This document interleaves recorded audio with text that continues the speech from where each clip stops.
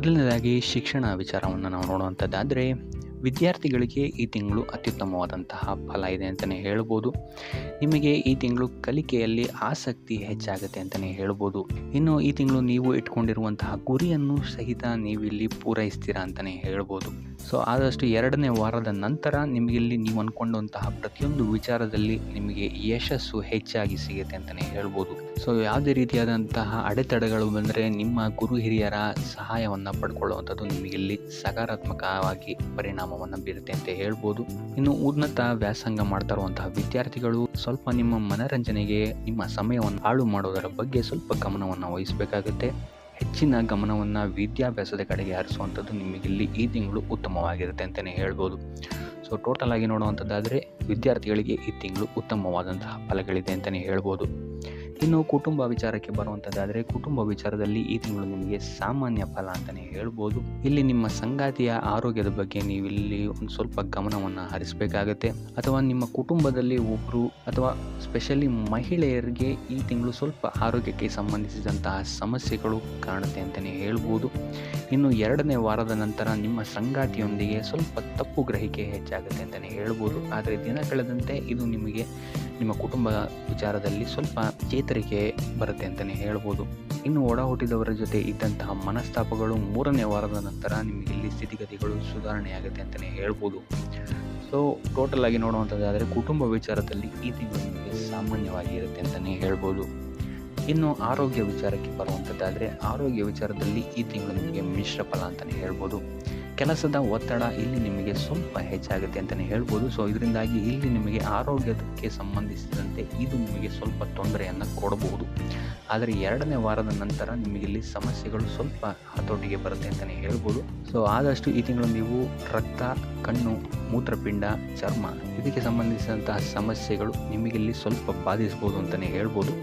ಆದರೆ 3ನೇ ವಾರದ ನಂತರ ನಿಮಗಿಲ್ಲಿ ಸ್ಥಿತಿಗತಿಗಳು ಸಾಮಾನ್ಯ ಸ್ಥಿತಿಗೆ ಬರುತ್ತೆ ಅಂತಲೇ ಹೇಳ್ಬೋದು. ಆದರೆ ಪೋಷಕರ ಆರೋಗ್ಯದ ಬಗ್ಗೆ ಸ್ವಲ್ಪ ಗಮನವನ್ನು ಹರಿಸುವಂಥದ್ದು ನೀವು ಈ ತಿಂಗಳು ಉತ್ತಮವಾಗಿರುತ್ತೆ. ಟೋಟಲ್ ಆಗಿ ನೋಡುವಂಥದ್ದಾದರೆ ಆರೋಗ್ಯ ವಿಚಾರದಲ್ಲಿ ಈ ತಿಂಗಳು ನಿಮಗೆ ಮಿಶ್ರ ಫಲ ಅಂತಲೇ ಹೇಳ್ಬೋದು.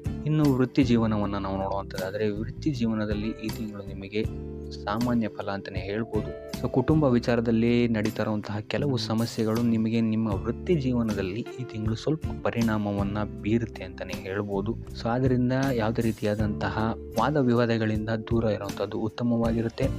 ಮೇಲಾಧಿಕಾರಿಗಳ ಸಹಕಾರವೂ ಸಹಿತ ನಿಮಗೆ ಈ ತಿಂಗಳು ಅಷ್ಟಾಗಿ ಸಿಗಲ್ಲ ಅಂತಲೇ ಹೇಳ್ಬೋದು. ಆದರೆ ಸಹೋದ್ಯೋಗಿಗಳು ನಿಮಗಿಲ್ಲಿ ಉತ್ತಮ ಬೆಂಬಲವನ್ನು ನೀಡ್ತಾರೆ ಅಂತಲೇ ಹೇಳ್ಬೋದು. ಸೊ ಅದರಿಂದಾಗಿ ಇಲ್ಲಿ ನಿಮಗೆ ಕಾರ್ಯಕ್ಷೇತ್ರದಲ್ಲಿ ಮಿಶ್ರ ಫಲ ಅಂತಲೇ ಹೇಳ್ಬೋದು.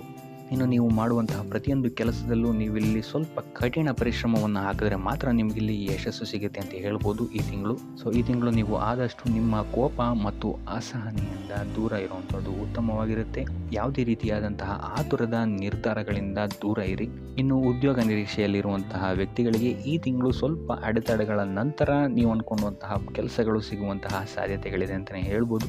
ಸೊ ಅದರಿಂದ ಸತತ ಪ್ರಯತ್ನವನ್ನು ಮಾಡುವಂಥದ್ದು ನೀವಿಲ್ಲಿ ಉತ್ತಮವಾಗಿರುತ್ತೆ. ಎಷ್ಟು ಎಫರ್ಟ್ ಆಗ್ತೀರಾ ಅಷ್ಟು ನಿಮಗಿಲ್ಲಿ ಸಪೋರ್ಟಿಂಗ್ ಆಗಿರುತ್ತೆ ಈ ತಿಂಗಳು ಅಂತಲೇ ಹೇಳ್ಬೋದು. ಇನ್ನು ಆರ್ಥಿಕ ಸ್ಥಿತಿಯನ್ನು ನಾವು ನೋಡುವಂಥದ್ದಾದರೆ, ಆರ್ಥಿಕ ದೃಷ್ಟಿಕೋನದಿಂದ ಈ ತಿಂಗಳು ಉತ್ತಮವಾಗಿರುತ್ತೆ ಅಂತಲೇ ಹೇಳ್ಬೋದು. ಸಮಯೋಚಿತ ಹೂಡಿಕೆಗಳಿಂದ ಈ ತಿಂಗಳು ನೀವು ಉತ್ತಮವಾದಂತಹ ಫಲಿತಾಂಶವನ್ನು ಪಡಿತೀರಾ ಅಂತಲೇ ಹೇಳ್ಬೋದು. ಇನ್ನು ಇದಲ್ಲದೆ ನಿಮ್ಮ ಸಂಬಂಧಿಕರಿಂದ ಅಥವಾ ಕುಟುಂಬಸ್ಥರಿಂದ ಇಲ್ಲಿ ನಿಮಗೆ ಲಾಭವೂ ಸಹಿತ ಆಗುವಂತಹ ಸಾಧ್ಯತೆ ಹೆಚ್ಚಾಗಿದೆ ಅಂತಲೇ ಹೇಳ್ಬೋದು. ಇನ್ನು ನೀವು ಈ ತಿಂಗಳು ಹೊಸ ಬಟ್ಟೆ, ಆಭರಣಗಳನ್ನು ಖರೀದಿಸಬಹುದು ಅಥವಾ ಐಷಾರಾಮಿ ವಸ್ತುಗಳಿಗೆ ಹೆಚ್ಚು ಖರ್ಚನ್ನು ಮಾಡ್ತೀರಾ ಅಂತಲೇ ಹೇಳ್ಬೋದು. ಇನ್ನು ಇದಲ್ಲದೆ ನೀವೇನಾದರೂ ಈ ತಿಂಗಳು ಸಾಲ ತಗೊಳ್ಳೋಕೆ ಏನಾದರೂ ಅಪ್ಲಿಕೇಶನ್ ಆಗ್ತೀರಾ ಅಂತ ಹೇಳಿದ್ರು ಸಹಿತ ನಿಮಗಿಲ್ಲಿ ಪಾಸಿಟಿವ್ ರಿಸಲ್ಟ್ ಸಿಗುವಂತಹ ಸಾಧ್ಯತೆ ಹೆಚ್ಚಾಗಿದೆ ಅಂತಲೇ ಹೇಳ್ಬೋದು. ಇನ್ನು ಸ್ವಂತ ವ್ಯಾಪಾರ ಉದ್ಯೋಗದಲ್ಲಿರುವಂಥವರಿಗೆ ಈ ತಿಂಗಳು ಲಾಭದಾಯಕರವಾಗಿದೆ ಅಂತಲೇ ಹೇಳ್ಬೋದು. ಆದರೆ ಪಾಲುದಾರಿಕೆ ವಿಷಯದಲ್ಲಿ ಹೆಚ್ಚಿನ ಜಾಗ್ರತೆ ವಹಿಸುವಂಥದ್ದು ಉತ್ತಮವಾಗಿರುತ್ತೆ. ತಪ್ಪು ಗ್ರಹಿಕೆಯಿಂದ ಮುಜುಗರಕ್ಕೊಳಗಾಗುವಂತಹ ಸಾಧ್ಯತೆಗಳು ಹೆಚ್ಚಾಗ್ಬೋದು ಅಂತಲೇ ಹೇಳ್ಬೋದು. ಸೊ ಆದ್ದರಿಂದ ಪಾಲುದಾರಿಕೆಯ ವಿಚಾರಗಳಲ್ಲಿ ಹೆಚ್ಚು ಗಮನ ವಹಿಸುವಂಥದ್ದು ಉತ್ತಮವಾಗಿರುತ್ತೆ. ಇನ್ನು ಇದಲ್ಲದೆ ಹೊಸ ಹೂಡಿಕೆಗಳಲ್ಲೂ ಅಷ್ಟೇ ನೀವು ಸ್ವಲ್ಪ ಎಚ್ಚರಿಕೆ ವಹಿಸುವಂಥದ್ದು ಉತ್ತಮವಾಗಿರುತ್ತೆ. ತಜ್ಞರ ಸಲಹೆ ಮತ್ತು ಸಹಕಾರವನ್ನು ತಗೊಳ್ಳುವಂಥದ್ದು ನಿಮಗಿಲ್ಲಿ ಒಂದು ಸಪೋರ್ಟ್ ನೀಡುತ್ತೆ ಅಂತಲೇ ಹೇಳ್ಬೋದು. ಸೊ ಆದ್ದರಿಂದ ಯಾವುದೇ ರೀತಿಯಾದಂತಹ ಹೂಡಿಕೆಗಳಲ್ಲಿ ಆತುರದ ನಿರ್ಧಾರಗಳನ್ನು ಮಾಡೋಕ್ಕೆ ಹೋಗಬೇಡಿ. ಆದಷ್ಟು ಮುನ್ನೆಚ್ಚರಿಕೆಯನ್ನು ವಹಿಸುವಂಥದ್ದು ನೀವು ಇಲ್ಲಿ ಆರ್ಥಿಕ ದೃಷ್ಟಿಕೋನದಿಂದ ಉತ್ತಮವಾಗಿರುತ್ತೆ ಅಂತಲೇ ಹೇಳ್ಬೋದು. ಇನ್ನು ಉಪಾಯ ವಿಚಾರಕ್ಕೆ ಬರುವಂಥದ್ದಾದರೆ, ಶಿವನನ್ನು ಪೂಜಿಸುವಂಥದ್ದು ಅಥವಾ 108 ಬಾರಿ ಶಿವನ ಮಂತ್ರವನ್ನು ಪಠಿಸುವಂಥದ್ದು ಅಥವಾ ಬಿಲ್ವಾರ್ಚನೆ ಮಾಡಿಸುವಂಥದ್ದು ಸೋಮವಾರಗಳಂದು ಇಲ್ಲಿ ನಿಮಗೆ ಇರುವಂತಹ ಸಮಸ್ಯೆಗಳಿಂದ ವೃತ್ತಿರಂಗದಲ್ಲಾಗಿರ್ಬೋದು ಅಥವಾ ಆರ್ಥಿಕ ಸ್ಥಿತಿಯಲ್ಲಾಗಿರ್ಬೋದು ಅಥವಾ ಶಿಕ್ಷಣ ಕ್ಷೇತ್ರದಲ್ಲಾಗಿರ್ಬೋದು ಸ್ವಲ್ಪ ರಿಲೀಫನ್ನು ನಿಮಗಿಲ್ಲಿ ನೀಡುತ್ತೆ ಅಂತಲೇ ಹೇಳ್ಬೋದು.